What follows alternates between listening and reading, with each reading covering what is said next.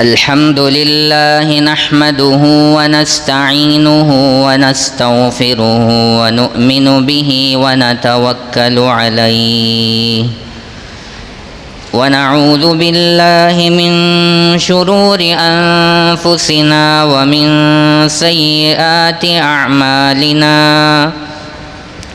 ونعوذ بالله من شرور أنفسنا ومن سيئات أعمالنا ونعوذ بالله من شرور أنفسنا ومن سيئات أعمالنا من يهده الله فلا مضل له ومن يضلله فلا هادي له ونشهد أن لا إله إلا الله وحده لا شريك له ونشهد أن سيدنا ونبينا وحبيبنا ومولانا محمدا عبده ورسوله أما بعد فقد قال الله تبارك وتعالى في الكلام المجيد والفرقان الحميد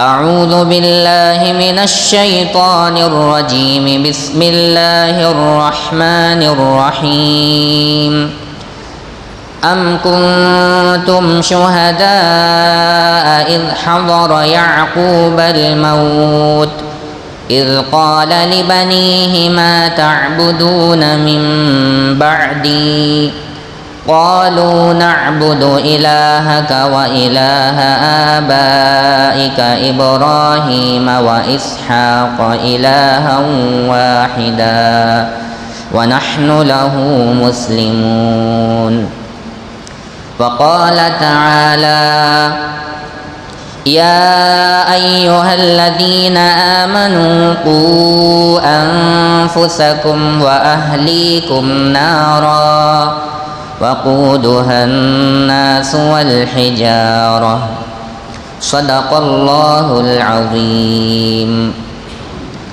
رب اشرح لي صدري ويسر لي أمري واحلل عقدة من لساني يفقه قولي سبحانك لا علم لنا إلا ما علمتنا وعلمنا ما ينفعنا وزدنا علما اللهم صل على سيدنا محمد وعلى آل سيدنا محمد وبارك وسلم بزرگان محترم، گرامی قدر بھائیوں، عزیزوں، نوجوانوں، گزشتہ 3 جمعوں سے آپ حضرات کے سامنے فتنہ ارتداد کے سلسلے میں روشنی ڈالی جا رہی ہے کہ اس وقت امت مسلمہ کی بہن بیٹیاں بہت بڑی تعداد میں مرتد ہو رہی ہے۔ اس کی وجہ کیا ہے؟ کیا اسباب ہیں؟ کیا علتیں ہیں جن کی بنیادوں پر ہماری بہنیں، ہماری بیٹیاں اسلام چھوڑ کر دوسرے مذہب میں داخل ہو رہی ہیں؟ سب سے پہلے ہمیں اس دور کے نازک ترین حالات کا جائزہ لینے کی ضرورت ہے۔ خطبے کے شروع میں قرآن پاک کی جو آیت میں نے پڑھی، اس میں اللہ تبارک و تعالی نے حضرت یعقوب علیہ السلام کا تذکرہ فرمایا۔ حضرت یعقوب علیہ السلام نے اپنی زندگی کے آخری وقت میں اپنے بچوں کو اپنے پاس بلایا اور اپنے بچوں سے بڑا عجیب و غریب سوال فرمایا، ام کنتم شہداء اذ حضر یعقوب الموت اذ قال لبنیہ ما تعبدون من بعدی۔ حضرت یعقوب علیہ السلام نے اپنے نوجوان بچوں سے سوال فرمایا، ما تعبدون من بعدی، میرے مر جانے کے بعد تم کس کی عبادت کرو گے؟ میرے دنیا سے رخصت ہو جانے کے بعد تم کس کی پوجا اور پرستش کرو گے؟ اگر ہم جیسے لوگ ہوتے، دنیا کمانے والے، دنیا جمانے والے، اپنے مرنے کے وقت میں اپنے بچوں کو جمع کر کے سوال کرتے، میرے مرنے کے بعد میری اتنی اتنی پراپرٹیاں ہیں، اتنے اتنے قرض ہیں، اور میرا لین دین فلاں فلاں سے ہے، تم پراپرٹیاں آپس میں بانٹ لو، ان کو دے دو ان کو دے دو، میرا قرض چکتا کرو، تم کو پھیرنا ہے۔ ساری دنیا کی باتیں آج کل کے ماحول میں ہم لوگ کرتے ہیں، لیکن اس وقت حضرت یعقوب علیہ السلام نے جو سوال اپنے نوجوان بیٹوں سے فرمایا وہ انتہائی اہم، انتہائی قیمتی، اس سے بڑھ کر کوئی قیمتی سوال ہو ہی نہیں سکتا۔ اور قرآن کریم ایک جامع ترین کتاب ہے، اس میں بیکار کی باتیں اور بیکار کی چیزیں بیان نہیں کی گئیں۔ اللہ تبارک و تعالی کے کلام کی ایک ایک آیت قیامت تک آنے والے نسل انسانی کے لیے راہ ہدایت ہے۔ حضرت یعقوب علیہ السلام کے واقعے کو اللہ نے قرآن مجید میں ذکر کر کے قیامت تک آنے والے باپوں کو اس بات کی تلقین دینے کی کوشش کی ہے کہ باپ اپنے بچوں کی دنیا کے سلسلے میں بعد میں فکر کرے، سب سے پہلے اس کے دین اور ایمان کی فکر کرے۔ اس لیے اس واقعے کو تذکرہ کیا، ذکر کیا کہ حضرت یعقوب علیہ السلام نے اپنے بیٹوں کو جمع کر کے پوچھا، میرے چلے جانے کے بعد تم کس کی عبادت کرو گے؟ بچوں کے سامنے جب یہ سوال ہوا، باپ جیسا ہوتا ہے بچے ویسے ہوتے ہیں۔ باپ کے اندر نیکی، شرافت، خیر اور بھلائی ہو، بچوں کے اندر ضرور بالضرور وہ نیکیاں، وہ خیر اور بھلائیاں، وہ شرافتیں منتقل ہوا کرتی ہیں۔ تو باپ پیغمبر ہے، تو باپ نے اپنے بچوں کی صحیح تربیت فرمائی تھی، ان کی تعلیم اسلامی لحاظ سے کیا تھا، اس لیے بچوں کا جواب بھی ویسا ہی تھا جیسا سوال تھا۔ بچوں نے جواب دیا، قالوا نعبد الہک و الہ آبائک، اے ابا جان، آپ کے دنیا سے چلے جانے کے بعد ہم آپ کے خدا کی عبادت کریں گے، آپ کے اللہ کی عبادت کریں گے، وَإِلَٰهَ آبَائِكَ، اور آپ کے باپ داداؤں کے جو خدا ہیں، جو اللہ ہیں، ہم ان کی عبادت کریں گے۔ ابراہیم و اسماعیل و اسحاق، اور کتنے باپ کے الگ، دادا کے الگ، پردادا کے الگ خدا ہیں؟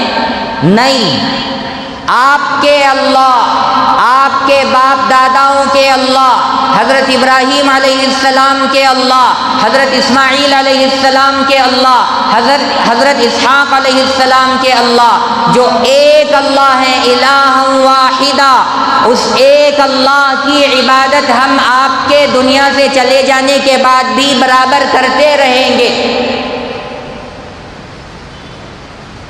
اور فرمایا وَنَحْنُ لَهُ مُسْلِمُونَ، اور ہم اسی کے آگے جھکتے ہیں، اسی کا مانتے ہیں، اسی کی تابعداری کرتے ہیں۔ اور جگہ جگہ پر وَلَا تَمُوتُنَّ إِلَّا وَأَنْتُمْ مُسْلِمُونَ فرمایا، تمہاری موت نہ آئے لیکن اس حال میں آئے کہ تم مسلمان ہو، مومن ہو، ایمان تمہارے اندر سے نہ جائے۔ حضرت یعقوب علیہ السلام نبی ہیں، ان کے 12 بیٹے، بعض مفسرین نے، بعض علماء نے لکھا ہے کہ کئی بیٹے نبی تھے۔ حضرت یوسف علیہ السلام تو اپنے وقت کے پیغمبر، جلیل القدر پیغمبر بنے، اور یہاں پر پورا سلسلہ نسب نبیوں کا ہے۔ حضرت یوسف علیہ السلام بھی نبی ہیں، حضرت یعقوب علیہ السلام بھی نبی ہیں، حضرت اسحاق علیہ السلام بھی نبی ہیں، حضرت ابراہیم علیہ السلام بھی نبی ہیں۔ کریم ابن الکریم ابن الکریم ابن الکریم، شریفوں کا پورا خاندان ہے، نبیوں کا سلسلہ نسب ہے، یہ پیڑھی ہی نبیوں کی ہے۔ سوال کیوں ایسا فرما رہے ہیں؟ کیا اپنے بچوں کے بارے میں حضرت یعقوب علیہ السلام کو شک ہو گیا تھا کہ یہ میرے مر جانے کے بعد میں بتوں کی پوجا پاٹ کریں گے؟ حضرت یعقوب علیہ السلام نے مصر کے جو حالات اپنی آنکھوں سے دیکھے تھے، وہاں پر جو ممیز تھیں، اپنا پیارا اور عزیز مرتا،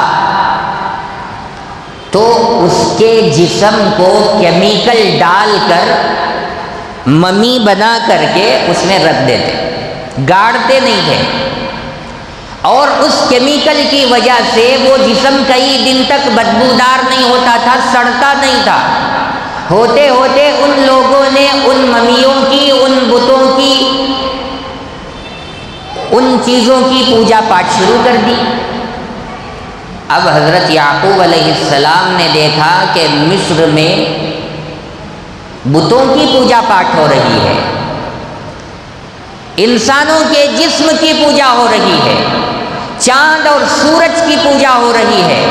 تو ایسے کفر اور شرک کے ماحول میں حضرت یعقوب علیہ السلام نے سوچا کہ میری نسل میں کوئی کافر اور مرتد نہ پیدا ہو، اس لیے اپنے بچوں کو بلایا اور پوچھا کہ میرے دنیا سے گزر جانے کے بعد تم کس کی عبادت کرو گے؟ یہ فکر ایسی فکر ہے جو اللہ نے اپنے کلام میں قیامت تک کے لیے باقی رکھ دی۔ یہ فکر ایسی فکر ہے جو ہر باپ کو اپنے بچوں کے بارے میں کرتے رہنا چاہیے، اور جب تک ایمان باقی رہے گا سارے اعمال اللہ کے یہاں مقبول ہوں گے۔ ایمان ہی باقی نہ ہو، آدمی چاہے 50 مسجدیں بنائے، 50 مدرسے بنائے، 100 کنویں کھودے، ہزار بیواؤں کی، یتیموں کی پرورش کرے، ان کو صدقہ اور خیرات دے، صدقہ جاریہ کے کام کرتا رہے، ایمان کی دولت نہ ہو، سارے اعمال ضائع اور برباد ہیں۔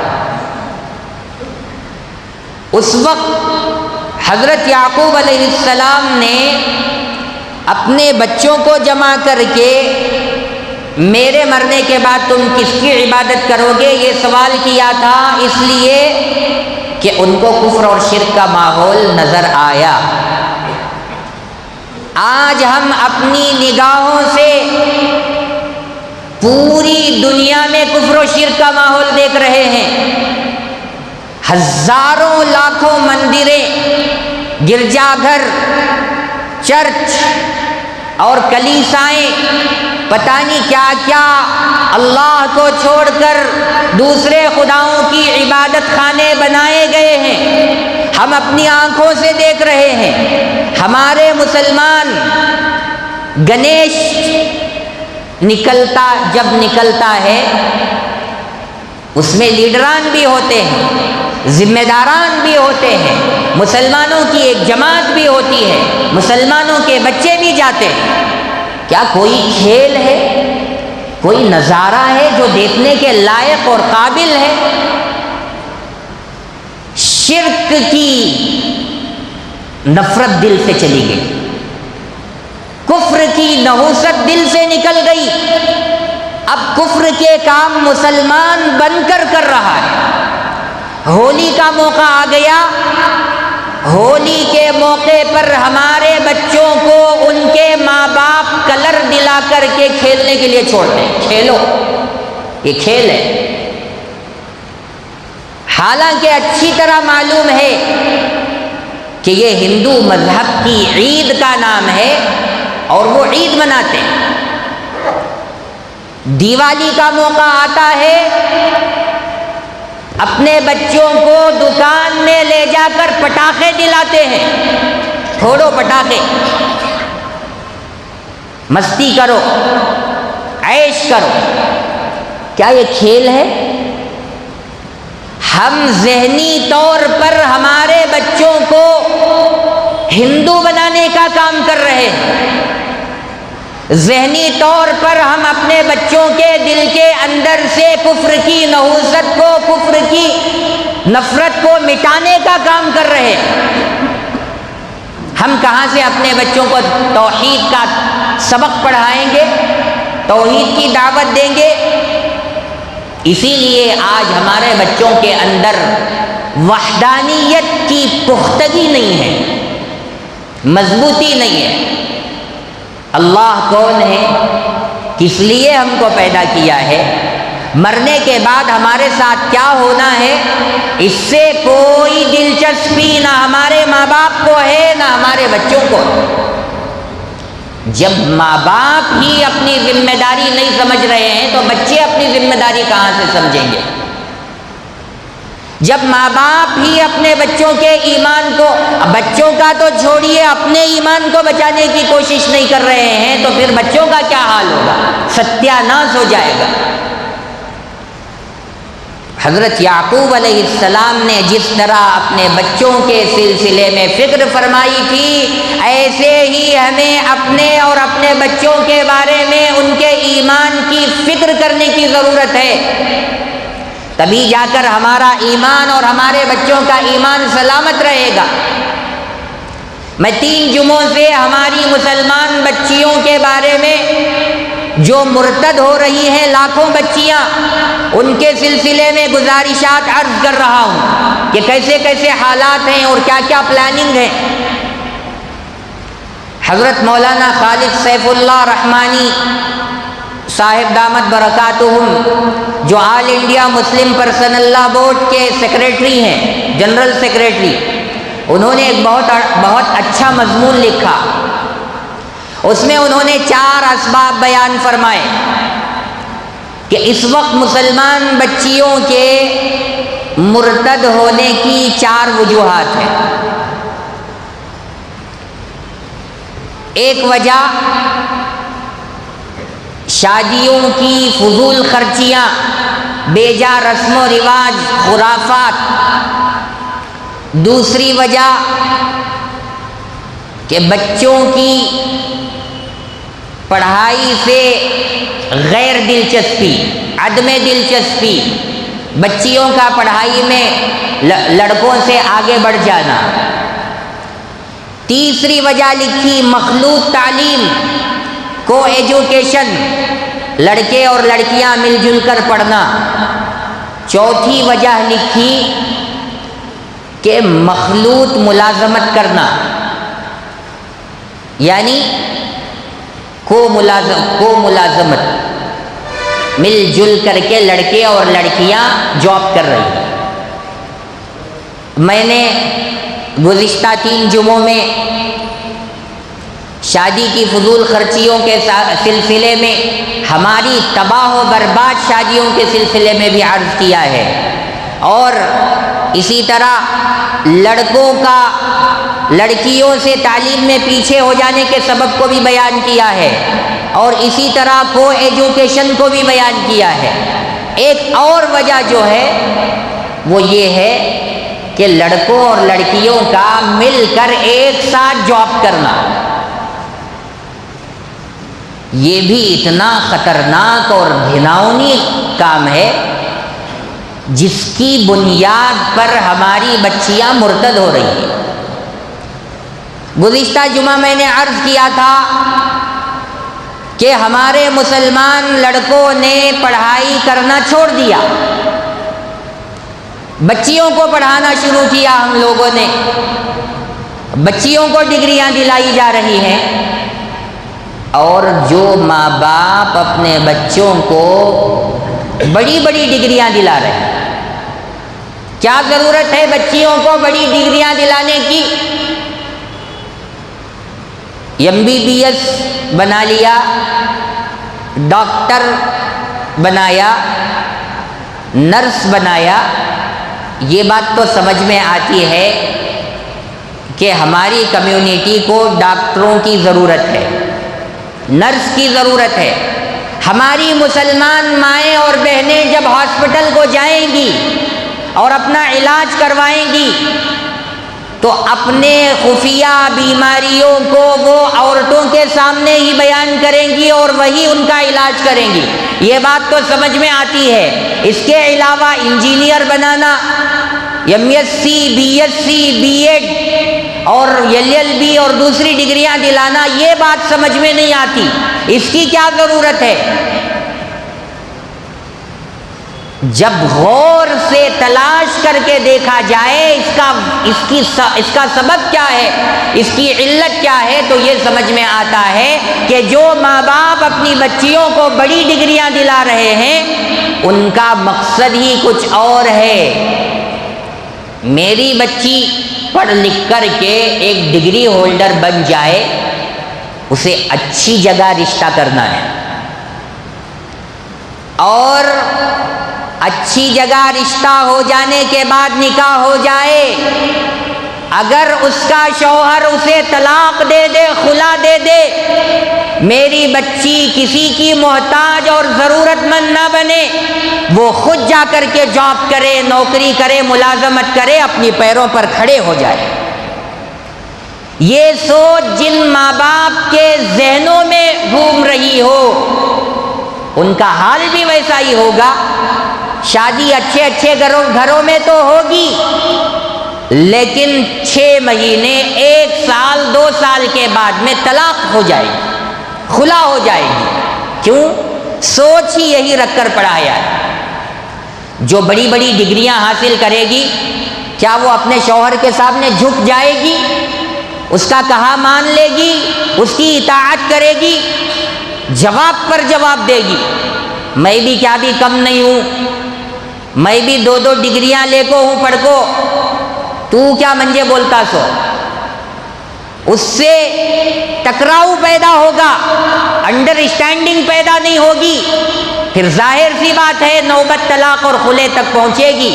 اور پھر عورتیں، لڑکیاں جاب کرنے جائیں گی، ایک ٹیکسی میں اس طرف رائٹ سائڈ میں لڑکی بیٹھی ہے اور لیفٹ سائڈ میں لڑکا بیٹھا ہے، دونوں اجنبی ہیں، ایک ہی جگہ پر آپ نے پیٹرول کو بھی رکھ دیا، ایک ہی جگہ پر آپ نے لکڑی کو بھی رکھ دیا۔ اب یہ کہو کہ اس پیٹرول میں اور اس لکڑی میں آگ نہیں جلے گی اور یہ دونوں جل کر تباہ نہیں ہوں گے، تو یہ سب سے بڑی بے وقوفی اور نادانی ہے۔ اجنبی لڑکا اور اجنبی لڑکی آزو بازو بیٹھے، ان کے درمیان میں بات چیت نہ ہو، ان کے تعلقات قائم نہ ہو اور وہ آپس میں لیو ان ریلیشن شپ نہ کریں، یہ ناممکن ہے، امپاسبل۔ کس لیے ہم پڑھا رہے ہیں اپنی بچیوں کو؟ مرتد بننے کے لیے؟ اپنی زندگی تباہ و تاراج کرنے کے لیے پڑھا رہے ہیں؟ یہ کہاں کی عقل مندی ہے؟ یہ لڑکیوں کا معاملہ ہے۔ لڑکوں کا معاملہ اللہ رحم فرمائے، اللہ رحم فرمائے، اگلے آنے والے 10 سالوں میں، میری بات لکھ کر نوٹ کر کے رکھ لیجئے، اگلے آنے والے 10 سالوں میں ہمارے مسلمان نوجوان بچوں کی لاکھوں کی تعداد مرتد بن جائے گی، لکھ کر رکھ لیجئے۔ اور جن ماں باپ کو اپنے بچوں کے ایمان کی فکر ہے، وہ ابھی سے کمر کس کر کے اپنے بچوں کی پرورش کے بارے میں، اپنے بچوں کی تربیت کے بارے میں پورے طور پر تیار ہو کر کے زندگی گزاریں، بے حس بن کر، بے فکر بن کر، جیسے چاہیں ویسے زندگی گزارنے کے لیے چھوڑ دیں گے تو کل کے دن جس اولاد کے لیے تم نے رکشہ چلایا تھا، جس اولاد کے لیے تم نے بیاج اور بڈی کے لیے سنگے سے پیسے لیے تھے، جس اولاد کے لیے تم نے اپنی گرمی اور اپنے خون پسینے کی کمائی لگائی تھی، جس اولاد کے لیے گرمی اور سردی کے موسم کو ایک کر کے، دن اور رات کو ایک کر کے کما کر کے ان کو کھلایا تھا، پلایا تھا، خرچ کیا تھا، پڑھایا تھا، وہی اولاد تمہارے بارے میں پولیس اسٹیشن کو جا کر FIR درج کرائے گی کہ یہ میرا باپ ہے، اس سے میری زندگی کو خطرہ ہے اور میں اس کے بارے میں ڈر محسوس کر رہا ہوں۔ پھر موقع وہ آئے گا، حالت وہ آئے گی کہ بیٹے کے سامنے، بیٹی کے سامنے پولیس باپ کو ہتھکڑیاں پہنا کر جیل کے حوالے کرے گی۔ یہ کوئی ریل ہے جو میں چھوڑ رہا ہوں، ایسے واقعات شروع ہو چکے ہیں۔ ہمارا سینہ تو چھلنی ہو گیا ہے۔ یوٹیوب میں ایکس مسلم کے نام سے ایسا پروپیگنڈا شروع ہوا ہے۔ آج سے 2-3 سال پہلے میں نے دیکھا، صرف ان کے 4 یا 5 چینل تھے، اس وقت تقریباً 1000 چینل ہو گئے ہیں۔ اور ہمارے ملک کی حالت تو آپ سب کو معلوم ہے کہ پوری سینٹرل گورنمنٹ، ہندو فرقہ پرست پارٹیاں، تنظیمیں مکمل زمینی سطح پر، فیلڈ کی سطح پر محنت کر رہی ہیں، فیلڈ ورک کر رہی ہیں، اور یہ چینل والے ہمارے ایجوکیٹڈ طبقے کو، پڑھے لکھے طبقے کو گمراہ کرنے کے لیے ایسے اعتراضات، اسلاموفوبیا، ایسی باتیں کر رہے ہیں، ہمارا تو دماغ ہی ادھر سے ادھر ہو گیا۔ ایسی حالت ہے کہ اس وقت علماء بھی ان چینلوں پر جا کر قرآن و سنت کی روشنی میں ان کا منہ توڑ جواب نہیں دے سکتے۔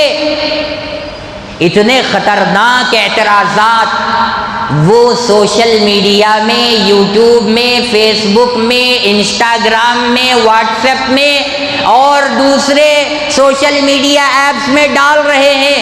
ہمارے ملک کا جو میڈیا ہے وہ اسے خوب پھیلا رہا ہے، گودی میڈیا۔ اس ضمن میں ہم یہ سوچیں کہ ہمارا پڑھا لکھا بچہ، ہمارا ڈاکٹر بچہ، ہمارا انجینئر بچہ ان چینلوں میں نہیں جائے گا، ان کے اعتراضات نہیں سنے گا، پھر اس کے دل میں اسلام کے بارے میں ڈاؤٹ نہیں پیدا ہوں گے، اعتراضات پیدا نہیں ہوں گے، پھر اس کا اسلام کہاں رہے گا؟ کتنے لوگ ہیں، اللہ جانے کتنے لوگ ہیں جو پہلے مسلمان تھے اب مرتد ہو گئے، اور آپ سمجھ رہے ہیں کہ صرف یہیں کے یہ حالات ہیں۔ ایسا نہیں ہے، پوری دنیا میں اس وقت یہ سازشیں چل رہی ہیں، اسلام اور مسلمانوں کو مٹانے کی زمینی سطح کی محنتیں چل رہی ہیں، اور باقاعدہ سوشل میڈیا بھی بہت مضبوط اور مستحکم ہے، ایکٹیو ہے۔ ہم کو معلوم ہوا ویب سائٹ میں ایک عربی کی ویب سائٹ ہے لسان جری۔ جری کسے کہتے ہیں؟ بہادر کو، بہادر زبان۔ ویب سائٹ کا نام ہی دیا لسان جری، بہادر زبان۔ اب اسے کھول کر دیکھو تو اسلام کے خلاف سارے اعتراضات، اللہ کے خلاف اعتراضات، رسول اللہ کے خلاف اعتراضات، قرآن مجید کے خلاف اعتراضات، اسلام کے خلاف اعتراضات۔ اب ان اعتراضات کو پڑھنے کے بعد کن کن لوگوں نے اپنا ایمان چھوڑا اس کے بارے میں پوری رپورٹیں۔ عرب مسلمانوں میں تقریباً 2 سے 3 لاکھ نوجوان مرتد ہو گئے۔ 2 سے 3 لاکھ نوجوان، مردوں کی بات کر رہا ہوں میں۔ کیا ابھی بھی غفلت میں سونے کا وقت ہے؟ ابھی بھی ہمارے ایمان کو جگانے کا وقت نہیں آیا؟ اپنے ایمان کو بچانے کی فکر کرنے کا وقت نہیں آیا؟ کب جاگیں گے ہم خواب غفلت سے؟ اللہ کا کوئی کوڑا چاہیے، اللہ کا کوئی درہ چاہیے جو ہمارے جسم پر لگے، تب ہم حرکت میں آئیں گے، تب ہم ایکٹیو بنیں گے۔ میں نے کہہ دیا ہے، اللہ اپنے کلام مجید میں فرماتے ہیں کیف یہدی اللہ قوما کفروا بعد ایمانہم، اللہ ان لوگوں کو کیسے ہدایت سے مالا مال کریں گے جو کافر ہو گئے ایمان لانے کے بعد میں۔ ان کی حالت کیا تھی؟ وَشَهِدُوا أَنَّ الرَّسُولَ حَقٌّ، وہ ایک اللہ کو ماننے والے تھے اور وہ اس بات کا اقرار کرنے والے تھے کہ اللہ کے رسول برحق ہیں، سچے ہیں، صادق ہیں۔ اللہ کو بھی مانتے تھے، رسول کو بھی مانتے تھے۔ وَجَاءَهُمُ الْبَيِّنَاتُ، اور ان کے پاس اللہ کی طرف سے کھلی نشانیاں، واضح بینات اور دلائل آ گئی۔ سب کے باوجود انہوں نے ایمان کو چھوڑ کر کفر کو قبول کر لیا۔ اب اللہ ان کو ہدایت کہاں سے دیں گے؟ کیسے دیں گے؟ ہرگز ہدایت نہیں ملے گی۔ واللہ لا یہدی القوم الظالمین، اللہ اپنے اوپر ظلم کرنے والوں کو کبھی ہدایت نہیں دیتے۔ آج ہم اپنے آپ پر ظلم کر رہے ہیں۔ کھانا پینا، کمانا، سو جانا، گھر بنا لینا، اپنا کاروبار سجا لینا، کیا یہی زندگی کا نام ہے؟ ہرگز نہیں۔ جانور بھی زندگی گزار رہے، ان کے بھی بچے۔ ہم کوئی کمال نہیں کر رہے ہیں۔ اپنے ایمان کی فکر کیجئے، اپنے بچوں کے ایمان کی فکر کیجئے، اپنے آنے والی نسلوں کے ایمان کی فکر کیجئے۔ ہم نے بڑی آسانی سے سودا کر لیا کہ ہمارے دیندار ہوں یا غیر دیندار ہوں، سب کے بچے کرسچنوں کی اسکول میں پڑھ رہے ہیں۔ روزانہ بچے جاتے ہیں، سب سے پہلے وہاں جیسس کی تصویر ہاتھ اٹھائے ایسے لگی رہتی ہے۔ کیا تعلیم دے رہے؟ حضرت عیسیٰ کو مانو، یہ حضرت عیسیٰ ہیں، ان کی پیروی کرو، تم کرسچن بن جاؤ۔ یہی ہماری مشنری ہے۔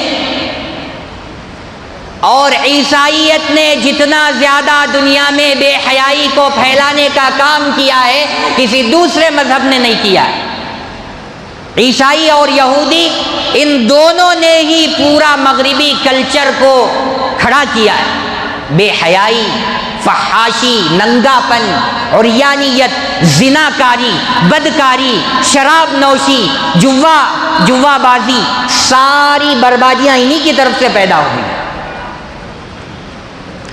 آج ہماری بچیوں کو ہمارے مسلمانوں کی اسکولوں میں پروٹیکشن نہیں ہے۔ پھر کاہے کے دیندار ہو، کیسے دعوت و تبلیغ کے ذمہ دار ہو، کیسے نمازی اور حاجی ہو، تمہاری غیرت نہیں جاگتی، تم دوسروں کو دعوت دینے کے لیے بعد میں جاؤ، پہلے اپنے بچیوں کے ایمان کی فکر کرو۔ کیسے قبول کر لیا کہ ہماری بچی کو ہم کرسچن کے اسکول میں ڈالیں؟ پڑھائی کے لیے، اچھی پڑھائی ہو رہی ہے۔ میں تو کہتا ہوں جہاں پڑھائی نہیں ہے لیکن ہمارے بچوں کی حیا کی پاسداری ہے، ان کے کپڑوں کی حفاظت ہے اور ان کو برقعے اور حجاب کی پابندی کے ساتھ پڑھایا جاتا ہے، وہیں بھیجو، چاہے 25% ہی تعلیم کیوں نہ ہو رہی، 75% وہ تعلیم سے محروم رہے، کوئی بات نہیں، لیکن ایمان چلا جائے، مرتد ہو کر کے زندگی گزارے، یہ سب سے بری بات ہے، اور اس کا عذاب، اس کی سزا بہت خطرناک ہے۔ ایک ہفتے سے اتنا دماغ خراب ہے، ادھر قریب کی بات کر رہا ہوں، چامراج پیٹ میں یہ جو سٹی مارکیٹ سے آتے ہوئے جو سرکل ملتا ہے، چرچ ہے، چرچ کی ہاسپٹل ہے، وہاں سے لیفٹ لینے پر ایک کیرلا والوں کی اسکول ہے، یم اے، کیا ہے؟ مالابار مسلم ایسوسی ایشن۔ ان لوگوں نے کریسنٹ ہائی اسکول کے نام سے ایک اسکول چلا رکھی ہے، مسلمان ہیں چلانے والے، پورا مینجمنٹ مسلمان ہے۔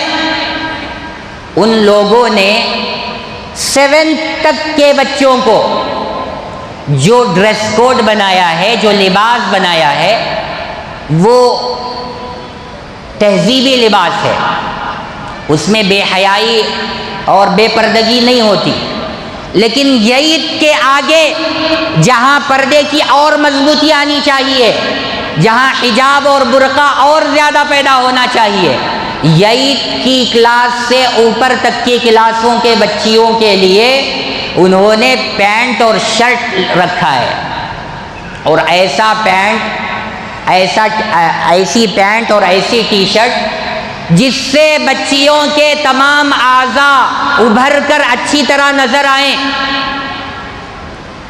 ایسے کپڑے بچیوں کو پہن کر آنا کمپلسری ہے، لازم ہے۔ میں اپنے ایک دوست مولانا عالم، ان کی بچی کے سلسلے میں وہاں پہنچا، پرنسپل سے بات کرنے کے لیے ہم گئے، 1 گھنٹے تک انتظار کر رہے ہیں، پرنسپل نہیں آ رہا ہے، اوپر موجود ہے، نیچے نہیں آ رہا ہے۔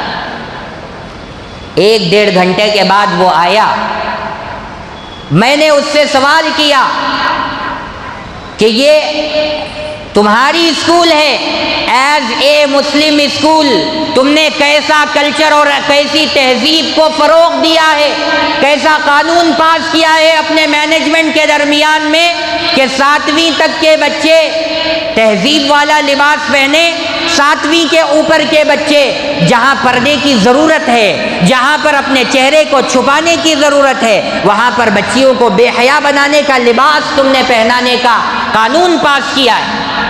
اس نے کہا یہ کوئی مسلمان اسکول نہیں ہے، اس بات کو دماغ سے نکال دو، یہ مسلمان اسکول نہیں ہے، ہم نے سب کے لیے کھول رکھا ہے، یہاں ہندو بھی پڑھ رہے ہیں، کرسچن بھی پڑھ رہے ہیں، اور دوسرے مذہب کے بچے بھی پڑھ رہے ہیں، بدھ کے بچے بھی پڑھ رہے ہیں، دوسرے بچے بھی پڑھ رہے ہیں، یہ خالص مسلمانوں کے لیے نہیں ہے۔ پھر وہاں کا جو وائس چیئرمین تھا اس نے کہا کہ ہم نے یہاں پر پریئر روم، نماز روم بچوں کے لیے الگ، بچیوں کے لیے الگ بنایا ہے۔ تو میں نے پوچھا کہ تم یہ کہہ رہے ہو پرنسپل کہ یہ اسکول مسلمانوں کا نہیں ہے، لیکن وائس چیئرمین کہتا ہے کہ یہاں پر نماز پڑھنے کے لیے بچوں کو الگ روم بنایا گیا، بچیوں کو الگ روم بنایا گیا، تو کیا تم نے ہندوؤں کے لیے پریئر روم الگ بنا رکھی ہے، کرسچنوں کے لیے الگ روم بنا رکھی ہے؟ اگر نہیں بنا رکھی ہے تو پھر تمہارا جو دوغلاپن ہے وہ ظاہر ہے۔ مسلمان مینجمنٹ میں، مسلمان اسکول میں مسلمان بچیوں کو پروٹیکشن نہیں، ان کی حیا اور پاک دامنی کو داغدار بنانے کی کوشش کی جا رہی ہے۔ بتاؤ ہمارے بچے کہاں محفوظ ہیں؟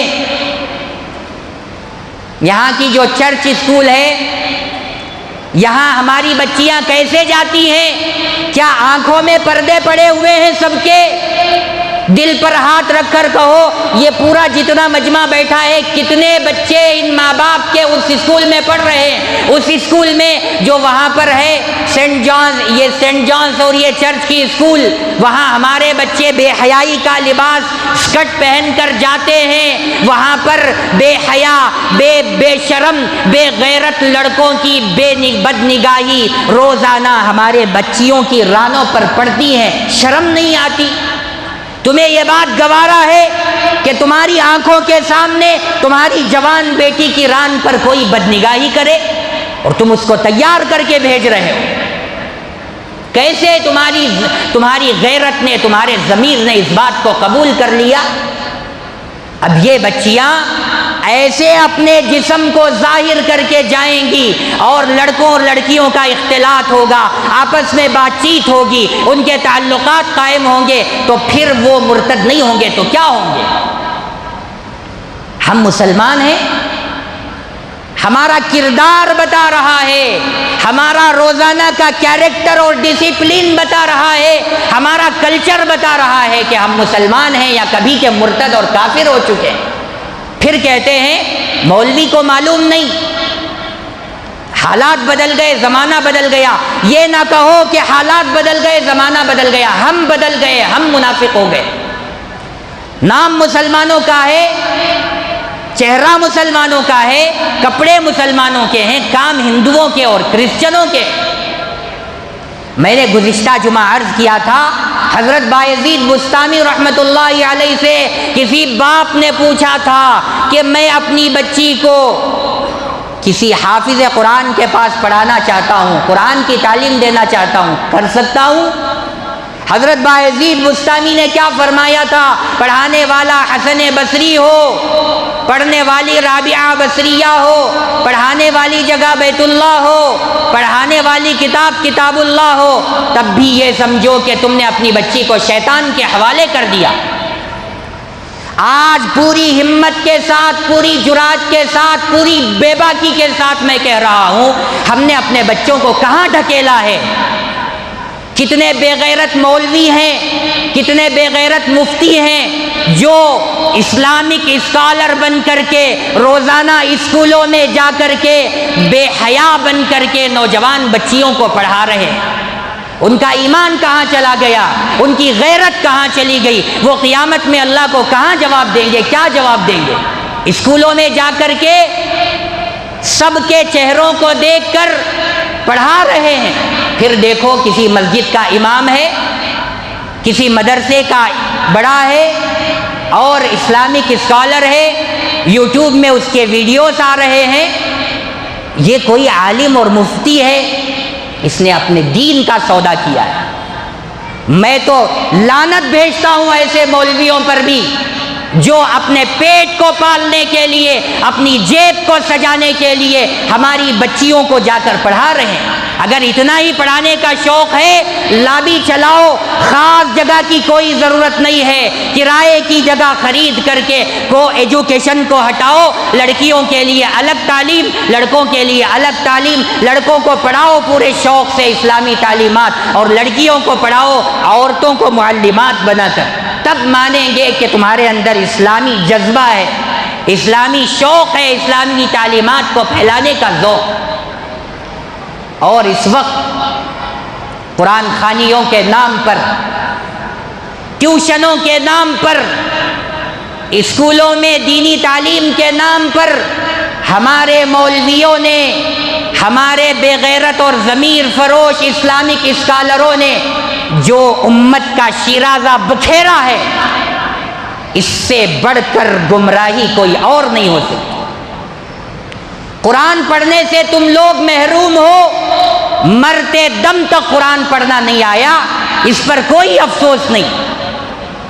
ہمارے دعوت و تبلیغ کے لوگ کہتے ہیں، ساتھی کہتے ہیں، صحابہ نے کہا پہلے ایمان سیکھو پھر قرآن سیکھو۔ صحابہ نے کہا، صحابہ کی زندگی کو ہم نے اٹھا کر دیکھا، صحابہ نے ایمان کو پہلے سیکھا ضرور ہے، لیکن قرآن کو اپنے سینوں سے لگایا بھی ضرور ہے۔ قرآن کے کتنے عاشق تھے، 2 رکعت میں پورا قرآن ختم ہو جاتا تھا، فجر کی نماز کا وقت ہو جاتا تھا، قرآن پڑھتے تھے، آسمان سے فرشتے نازل ہوتے تھے، پوری زندگی گزر گئی، ایمان تو آیا، ایمان کی باتیں تو آئیں، لیکن ساری زندگی قرآن سے محروم ہو کر قبر کے حوالے ہو گئے، قرآن نہیں آیا، قرآن نہیں آیا۔ اب گھروں میں، گھروں کی اوپننگ کے لیے، دکانوں کی اوپننگ کے لیے، اپنے گھروں سے، اپنے دکانوں سے نحوست کو ختم کرنے کے لیے پیسے دے کر قرآن خوانی کرواتے ہیں، اور وہاں جو ایسی ویسی چیزیں، قرآن کو پڑھا نہیں جاتا، دھوکہ بازی سے معاملہ کیا جاتا ہے، ایسے ویسے صفحے پلٹے جاتے ہیں، وہاں برکت آئے گی؟ نحوست کے سوا اور کچھ نہیں آئے گا، لعنت برسے گی ایسے گھروں پر جو قرآن کی توہین کر رہے ہیں۔ ایسے گھروں میں جا کر دیکھو، ان کی بیرو پر، ان کی تجوریوں پر، ان کے ٹیبلوں پر قرآن رکھا ہوا ہوگا، اس کی چمچیوں پر اتنی 1 فٹ کی دھول بیٹھی ہوئی ہوگی۔ یہ قرآن کی توہین نہیں ہے؟ قرآن لعنت بھیجے گا، قرآن بددعا کرے گا کہ اے اللہ، انہوں نے جیسے میرے ساتھ توہین کا معاملہ کیا ہے، تم بھی ان کی زندگی کو تباہ و برباد کر دیجیے، اللہ آپ بھی ان کو تباہ و تاراج کر دیجیے۔ ہم کو قرآن سیکھنے کے لیے موقع نہیں ہے، قرآن پڑھنے کے لیے موقع نہیں ہے، سوچتے ہیں پیسہ پھینک، تماشا دیکھ، پیسے دیں گے، چند گنے چنے مولوی آئیں گے، قرآن پڑھ کر کے صفحے ادھر سے ادھر پلٹ کر کے پیسے لے کر چلے جائیں گے، فری میں بہت آسانی کے ساتھ برکت آ جائے گی۔ کھیل بنا رکھا ہے، پورے دین کا مذاق بنا رکھا ہے ہم نے، ضرورت نہیں ہے۔ سورہ فاتحہ پڑھو اپنے دکان میں بیٹھ کر، برکت کیوں نہیں آئے گی؟ دیکھو، ایمان نہیں ہے، یقین نہیں ہے، ہمارا ایمان اتنا کمزور ہے کہ کوے پر ایمان چلا جاتا ہے، دھاگے پر ایمان چلا گیا۔ کتنے نوجوان بیٹھے ہوئے ہیں، ان کے ہاتھوں میں دھاگے بندھے ہوئے، کیوں بھائی؟ کیوں دھاگا باندھے ہو؟ نظر نہیں لگنا، جادو نہیں، جادو کا اثر نہیں ہونا۔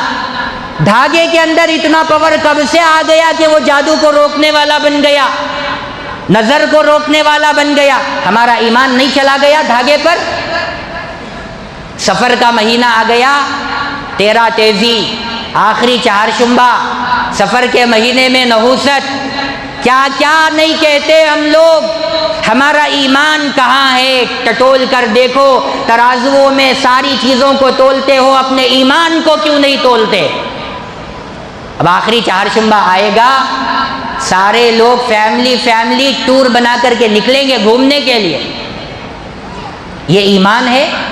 یہ تو سازش ہے رسول اللہ کے دشمنوں کی، جو کہا جاتا ہے آخری چہارشنبے میں حضور کی بیماری صحت میں بدل گئی تھی، آپ شفا یاب ہو گئے تھے۔ بالکل غلط ہے۔ تاریخ سے کوئی مائی کا لال پیش کر کے دکھائے کہ حضور صلی اللہ علیہ وسلم سفر کے آخری چہارشنبے میں شفا یاب ہو گئے تھے، تندرست ہو گئے تھے؟